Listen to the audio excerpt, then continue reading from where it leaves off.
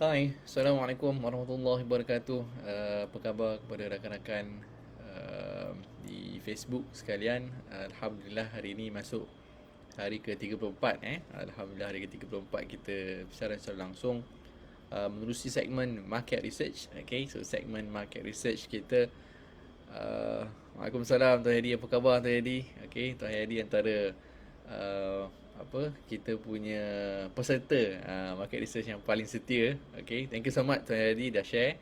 Dan kepada anda yang lain jangan lupa untuk klik button share. Okay, itu apa kira pengeras je lah untuk ilmu yang percuma ni insyaAllah. Kita akan bermula sebentar saja lagi. Okay, kita tunggu rakan-rakan kita untuk join dan insyaAllah pada malam ini tajuk. Alright, so tajuknya pada malam ini ialah berkenaan dengan market research yang dikeluarkan oleh RHB Investment, okay, berkenaan dengan syarikat Awan Biru Teknologi Berhad, okay.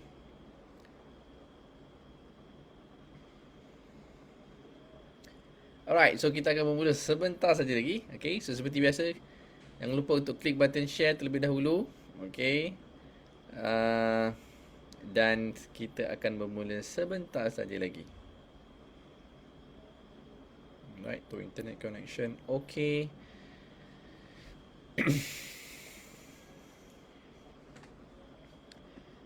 Okay, so mari kita mulakan. Bismillahirrahmanirrahim. Assalamualaikum warahmatullahi wabarakatuh kepada semua. Alhamdulillah, terima kasih kerana setia bersama dengan segmen market research kita.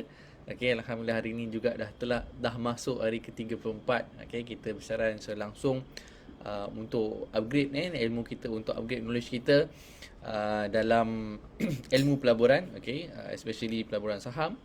Dan juga untuk kita update tentang perkembangan semasa lah berkenaan dengan syarikat-syarikat yang didagangkan di Bursa Malaysia. Okay, so hari ini, okay, hari ini tajuk macam best sikit, okay. Best sebab apa? I think siapa jadi klien saya tu mostly know lah kenapa saya katakan begitu.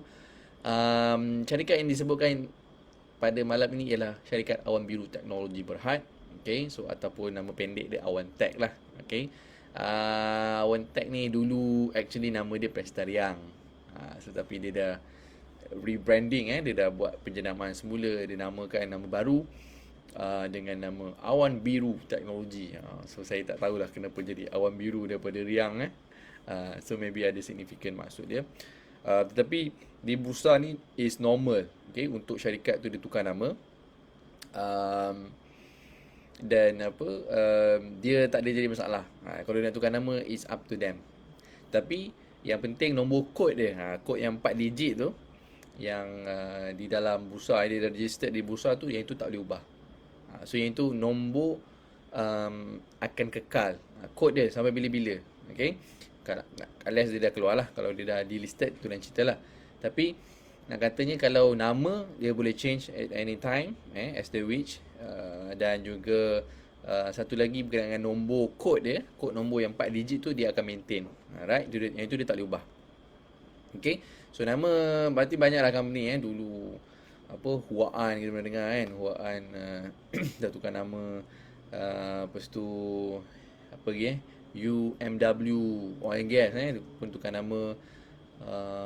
Actually banyak lah. Okay, so dia tak ada je masalah, cuma dia ada cost dia lah kalau dia nak rebrand sebab kalau dia rebrand dia kena tukar semua lah. Dia punya signboard dia kan, dia punya office signboard, kemudian dia kena tukar dia punya cover letter, surat-surat dia yang ada cover letter.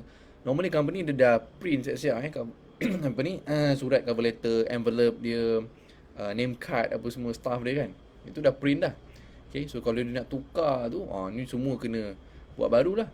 Cover letter dia, dia punya name card semua, building bangunan dia kan, lepas tu apa juga yang berkaitan dengan nama baru tu dia kena tukar. So of course dia ada cost kat situ.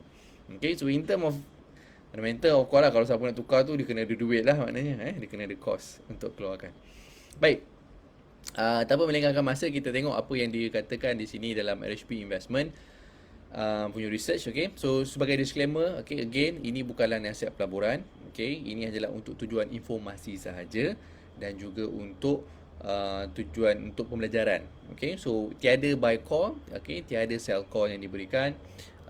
sebarang risiko pelaburan adalah di atas risiko masing-masing. Okey, ingat ini bukan nak suruh beli, bukan nak suruh jual. Okey, so kita nak faham bisnes apa yang sebalik analis nak mention kat sini, apa yang diperkatakan dan bagaimana kita nak buat deeper analysis kita, depends on kita punya on experience ataupun technical expertise lah, sama ada kita buat technical analysis ke, kita nak go down into the fundamental analysis ke, up to you. Itu depends on masing-masing bagaimana untuk buat kajian yang lebih mendalam. Okay, so this is Syariah compliant. Okay, so Syariah compliant punya stocks, dia punya tema dia seizing coverage. Okay, unfortunately, okay, RHB dia tak meletakkan sebarang rated. Okay, dia tak ada rate berapa dia punya TP ke untuk research yang kali ni. Dia just mention not rated saja. Okay, di dalam dia punya research. Saya tak tahu kenapa. Okay, tapi mari kita tengok apa yang dikatakan di dalam research ini. So sektor dia adalah sektor teknologi, okay, ataupun subsektor software and services. Dia punya main point yang diperkatakan dekat sini, nombor 1, we are seizing coverage on Awan Biru Technology, okay, formerly known as Prestariang, Prestariang nama dulu. Due to the reallocation of internal resources, okay, our last recommendation was sell. Okay, itu dulu dia punya kajian yang terlebih dahulu lah. Okay, tapi sekarang dia tak ada rated, sama ada buy ke sell ke, dia tak ada mention. Okay, yang nombor 2, property disposal. Awan Tech has announced to dispose of an 8-story stratified corporate office building at Star Central Cyberjaya to Serba Dynamic for 24.2 million as part of its business rationalization efforts and to improve its cash flow and financial positions. The building is currently occupied by University Malaysia of Computer Science and Engineering and a corporate and operation office. The disposal price is almost at par with the book value at 23.78 million ringgit and independent valuation at 25.3 million of the property. Okay, so Awan Biru ataupun namanya Prestariang ni, dia nak dispose salah satu dia punya aset dia ataupun dia punya property yang terletak di Cyberjaya ataupun dekat bangunan tu nama Star Central. Okay, dia dispose kepada siapa? Kepada Serba Dynamic. Okay, Serba Dynamic beli pada harga 24.2 juta. Okay, but valuation I think around 25.3. Okay, tapi dalam dia punya book value 23.78. Okay, so 24.2 tu I think not so much different lah. Still okay lah, within the range lah. Okay, and nombor 3 dekat sini point to boost cash flow and working capital, we view the disposal as a positive move to improve the group much needed cash flow and working capital at approximately 3.4 million per annum. This should also generate cost saving of 0.96 million on interest and maintenance expenses, which will improve Awan Tech profit and loss. Net gearing could also be reduced to 0.26 times from 0.46 times currently. Okay, so analyst melihat usaha ini, okay, untuk dispose this assets adalah bagi meningkatkan dia punya cash flow. Okay, yang mana currently dia punya working capital dia, okay, pada sekitar 3.4 juta. Okay, dan juga boleh ada cost saving. Okay, bila dia dispose the asset, dia akan ada cost saving sebanyak 0.96 juta. Yang mana sebelum ni 0.96 juta ni digunakan untuk maintenance dan juga untuk operasi selenggara bangunan tersebut. Okay, dan juga dia punya proceeds ataupun income daripada jualan property tersebut juga mampu untuk mengurangkan dia punya beban hutang. Dia punya net gearing dia daripada 0.46 okay, kepada 0.26 kali ganda. Okay, so secara tak langsung ini akan meningkatkan prestasi profit and loss dia, of course, kepada more on profit, okay, because of dia ada one off cash, okay, yang mana dia boleh bantu dia punya cash flow. Okay, so itu pandangan analis untuk point nombor 3, dan kita seterusnya kita lihat kepada Malaysia Digital Economy Blueprint. Oh, okay, ni yes. yang macam best sikit Okay. We believe there will be more opportunities in the e-government space with the expected launching of Malaysia Digital Economy Blueprints or My Digital. This blueprint will serve as the foundation for the country transformation into a regional digital pulse by 2030. 6 clusters: economy, society, emerging technology, digital talent, digital infrastructure and data and government have been identified. Okay, so itu 6 cluster. Ini bukan cluster COVID apa ini cluster dalam untuk digital economy tu Awan Tech, which offers a full suite of cloud-based products, is looking to drive and promote digital adoption in the public sector. Okay. Ini diumumkan semalam, okay, oleh Perdana Menteri, launching untuk program My Digital ni, okay, Malaysia Digital Economy Blueprint, which is actually 10 tahun, almost 10 tahun juga lah dia punya planning, yang mana target dia Malaysia nak jadi sebagai regional digital pulse, okay, by 2030 tu, yang mana merangkumi atau cluster, dia panggil cluster kat sini, ataupun dia punya main benda yang dia nak tap into is dia pertama ekonomi, society, emerging technology, digital talent, digital infrastructure dengan data and government. So ni adalah 6 cluster yang ingin diterapkan di dalam Malaysia Digital Economy Blueprint tu, okay, ataupun short form dia My Digital lah. Dan analis melihat Awan Tech mempunyai capability, okay, ataupun dia punya current product yang dia offer untuk cloud base adalah salah satu benda yang kita boleh perhatikan jika government nak guna benda ni dalam dia punya public sector. Okay, so previously I think semua orang tahu Prestar Riang ni dulu dia dah dapat projek skin projek untuk untuk immigration, untuk sistem buat sistem untuk immigration tu, tetapi dibatalkan pada nanti 2018 atau 2019, cancel projek tu, and projek tu diganti dengan nama yang baru, dan yang awarded to different company. Okay, so that was his history lah. Yang mana dulu projek dia almost I think 2 ke 4 bilion lebih, okay, tapi sekarang dah tinggal 1 bilion saja. Dan bukan dia yang dapat lah, so dia di-cancelkan. And this is a new things, okay, mungkin Awan Tech dah lupakan yang kisah lama, okay, so dia fokus on the next perkara apa yang dia nak cuba tap in, okay. Salah satunya adalah daripada My Digital ni, okay, yang memberi peluang atau membuka peluang yang besar kepada semua syarikat yang ada digital infrastructure ni, okay. Cloud normally is cloud lah, banyak yang cloud based ataupun cloud offering untuk data storage, especially untuk government, okay. Government mungkin lepas ni nak go for a cloud based punya sistem, so semua data simpan dekat Awan, okay. So mungkin juga nama dia Awan Tech tu because of dia punya cloud based tu lah, cloud based, Awan based produk keawanan, okay. So itulah mungkin signifikan kenapa dia rebranding dia punya nama kepada Awan Tech, ataupun Awan Biru tu, because dia nak buat cloud lah, okay. Mungkin saya tak tahu kenapa dia tukar, tak tahu je dia tukar. Saya pun terkejut masa tu saya tengok tiba mana datang Awan Tech ni. Rupanya ialah Prestar Riang. I think this year dia tukar. I think this year baru dia tukar nama, okay. Alright, ada question so far? Okay, kalau tak ada kita teruskan. Jangan lupa siapa yang join tu klik button share, okay. Itu pengeras dia untuk sesi yang percuma ni. Siapa yang share, saya doa dia dapat keberkatan ilmu dan juga dapat untung minggu depan dapat untung saham. Okay, saya doakan. Okay, apa lagi dicerita kat sini? Okay.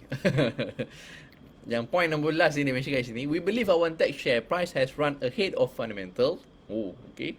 Given the uncertainties on its earnings sustainability, the discontinuation of its being a Microsoft channel partner, and the expiry of its master licensing agreement 3.0 with the Malaysia government, which contributed more than 90% of group revenue. Ooh, okay.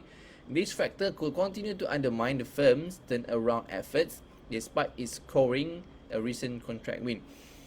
So, okay. So sebelum ni Awantech dia punya revenue, wah memang main revenue, bukan main lah, major terus memang lebih daripada 90% group revenue adalah daripada Master Licensing Agreement 3.0 dengan Government Malaysia.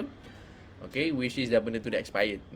So itu mungkin salah satu risiko juga kalau kita nak buat kajian tu, kita kena consider the risk because dia punya main revenue still depends on government punya project, which is a very I think quite dia risky because dia depends on one business model dia, which is dapat contract daripada government. Ini yang berlaku dulu dengan DNEX. Okay, kita tengok itu kita pernah bedah, saya pernah mention tentang DNEX, yang mana dulu memang dia depends on government punya contract dan juga tender. Okay, but bila Tan Sri Syed Zainal yang hari tu dia masuk last year bulan 10 and they start revamp the company. Okay, sekarang dia dah more open towards private sector, which is dia nak cater untuk SMEs. Dia nak dapat nak bantu lebih banyak SMEs. Okay, of course lah, bantu maksudnya in term of business dia dapat something. Okay, SME dapat something lah. Okay, in exchange tu dia bagi service. Yang mana dulu memang dia dependence on government project. Okay, so itu yang telah berlaku lebih dahulu. Tapi sekarang dengan ada tujuan baru tu, bila kita tengok di next punya business model, dia dah berubah. Okay, so dia dah more towards private sector lah. Dia tak go on public sector dah. Okay, bukanlah tak dia dapat, tapi dia bukan dia tak kisahlah kalau tak dapat tu, dia tak worry lah sebab dia ada other stream of income. Alright, so itu dia punya analyst keluarkan di pekerjaan yang tadi dia mention the share price run ahead of new fundamentals. So memang kita nampak ada spike dia punya kenaikan harga. Memang sekarang pun dah RM1 lebih. Okay, mungkin kat situ analyst kata kenapa dia kata dia dah melebihi dia punya fundamentals lah. Okay, bismillah, saya minum sikit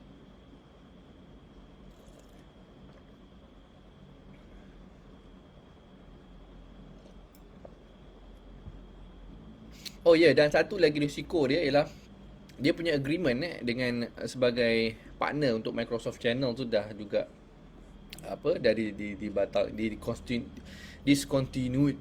Okay, dia dah ditamatkan. So ada dua kat situ lah. Yang pertama tadi government project tu, Master Licensing Agreement tu pun dah tamat. Dan juga untuk Microsoft Channel partner tu pun dah tamat. Okay, so itu antara risiko yang mungkin you guys can consider sebelum masuk. Okay, power kat dulu dia punya TP 0.32 RHB punya TP dulu memang sharp juga Okay, alright, so apa lagi kita tengok financial sikit.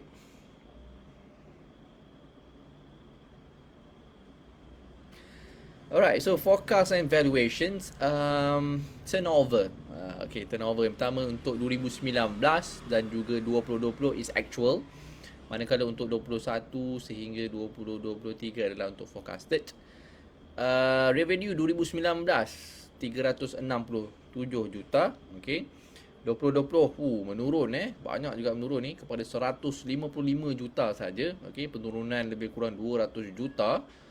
Untuk 2021 dijangkakan menurun lagi kepada 147 juta dan 2022 dijangka meningkat sedikit kepada 155 dan juga 2023 meningkat lagi kepada 163 juta. Okey, tu estimate 21 hingga 23 tu adalah untuk forecasted punya revenue. Tapi still dia tak boleh beat dia punya 2019 punya revenue lah, which is 367 juta. Okay. Alright, so mari kita lihat kepada dia punya profit. Recurring net profit yang pertama 2019 negatif 21 juta. Okay, rugi revenue besar pun rugi 21 juta. 2020 rugi 7 juta. 2021 dijangkakan untung 7 juta. 2022 dijangkakan untung 8 juta. 2023 untung 8 juta juga. Okay. Yang ini net recurring net profit lah. Okay. Apa lagi yang menarik kat sini?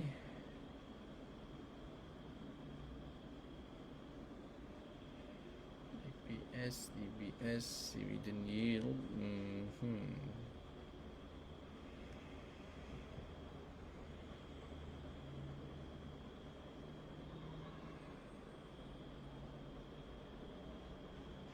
Takkan untung 8 juta je.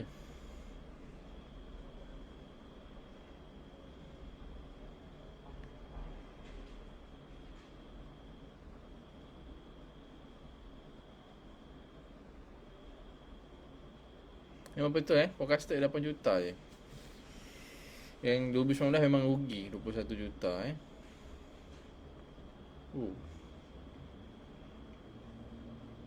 Pelik sungguh ni. Okay.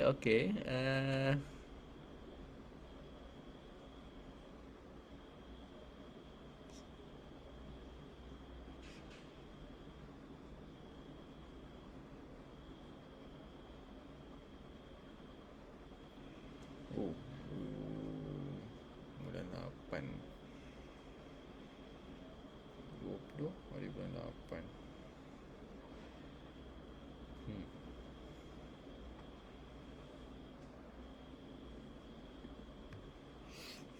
Alright, so I think itu saja yang ada di dalam report ni, okay, berkenaan dengan syarikat Awan Prestari yang sebut Awan Biru Teknologi Berhad.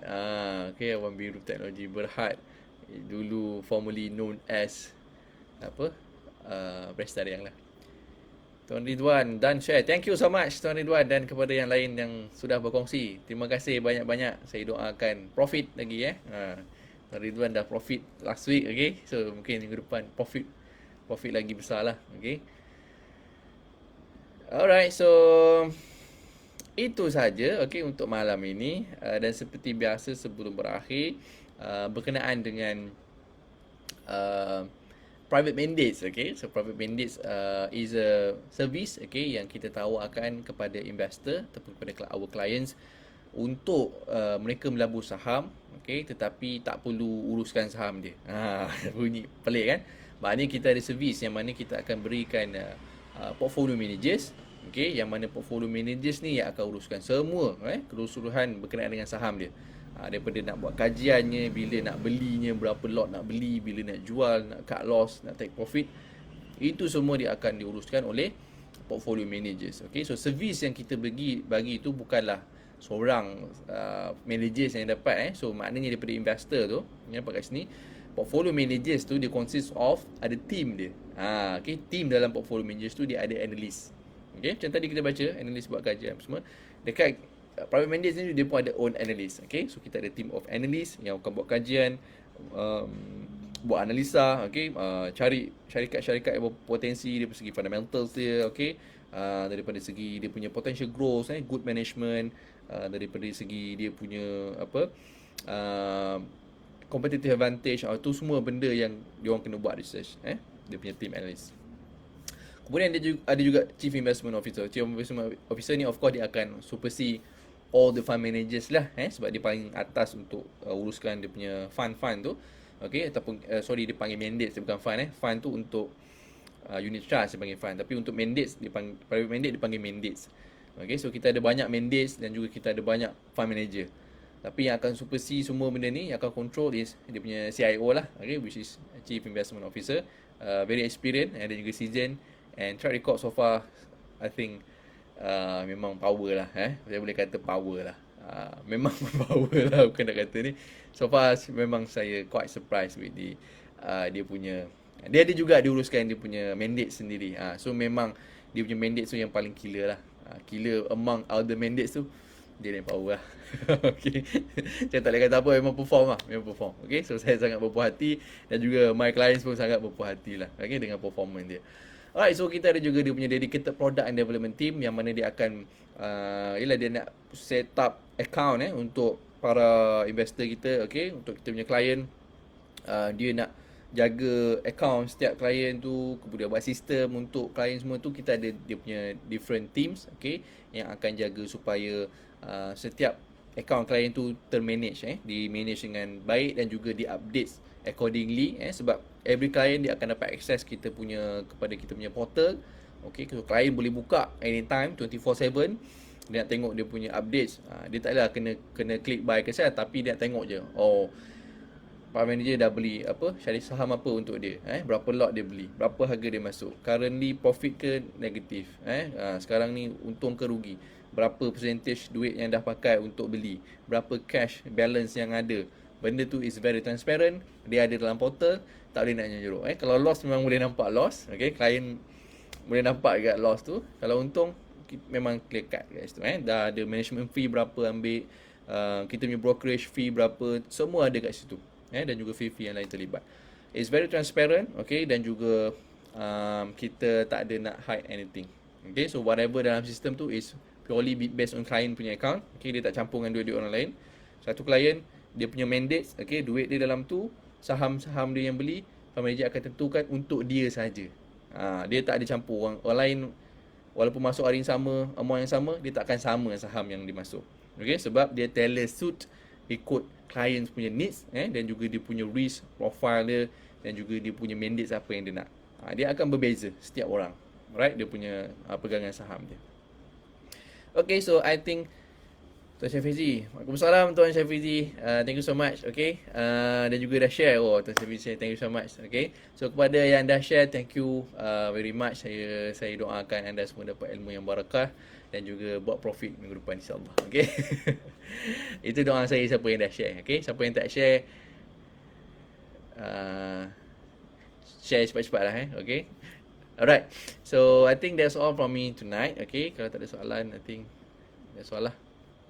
Okay, I hope to see you guys in the next session. Okay, insyaAllah kita continuously untuk upgrade diri kita, belajar something new yang baru, untuk kita cari ilmu-ilmu yang yalah, mungkin orang terlepas pandang. So kita kalau dapat awal, kita grab the opportunity lah. Okay, insyaAllah kita bertemu lagi di sesi yang akan datang, insyaAllah.